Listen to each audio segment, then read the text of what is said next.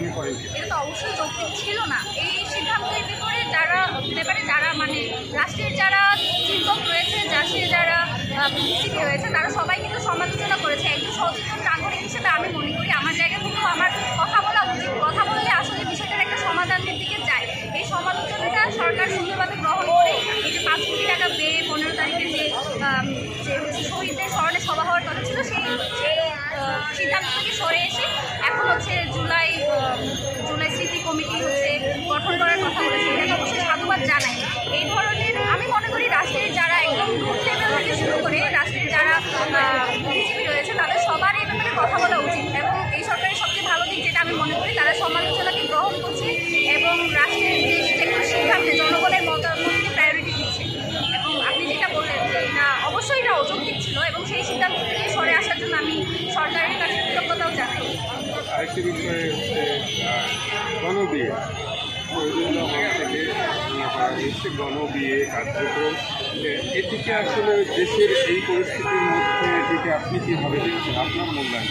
আচ্ছা, এটা আসলে আমাদের সবার চিন্তাভাবনা কিন্তু একরকমের না। সবার চিন্তাভাবনা সবাই একই ধরনের ট্রমা বা একই ধরনের সিচুয়েশনের মধ্য দিয়ে যায়নি।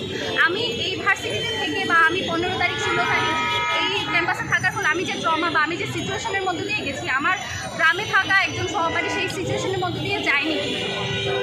মানে আপনি এখানে কাউকে জোর করে চাইলে সেই পরিস্থিতিটা অনুধাবনও করাতে পারবেন না, আবার কাউকে আপনি কোনো কিছুর জন্য জোরও করতে পারবেন না। তবে গণবিয়ের যে কনসেপ্ট, আমি মনে করি বিশ্ববিদ্যালয় জীবনে অনেক ধরনের অনেক মানে মজা বা অনেক এনজয় আমরা করে থাকি। সেই জায়গা থেকে সবাই ভাবছি যে এটা একটা উদ্যোগ একটা নেওয়ার কথা হয়েছে, কিন্তু এখনও মানে ঢাকা বিশ্ববিদ্যালয় কর্তৃপক্ষ এখনও সেটাকে অনুমোদন দেয়নি। তো এটা সব কিছু চিন্তাভাবনা করেই আশা করি কর্তৃপক্ষ সেই সিদ্ধান্তটা নিবে। আর এটাকে এমন বিষয় মানে অনেক বড় করে দেখার মতো কোনো বিষয় না। একটা সিদ্ধান্ত এটা নেওয়ার জন্য একটা প্রস্তাবনা দিয়েছে, সেই প্রস্তাবনা সব কিছু বিশ্লেষণ করে বিচার করে তারপরে হচ্ছে একটা সিদ্ধান্তে আসবে। আর এটা হওয়ার মতো আমি খাওয়ার কিছু দেখি না। যারা স্টুডেন্ট রয়েছে তাদের বিয়ে করার বয়স হলে তাদের বিয়ে করার সেই অধিকার আছে, এবং সেটা যদি কলেজ ছেলেমেয়েরা যদি নিজেরা আয়োজন করে করতে পারে সেটা জন্য আমি খারাপ কিছু দেখি।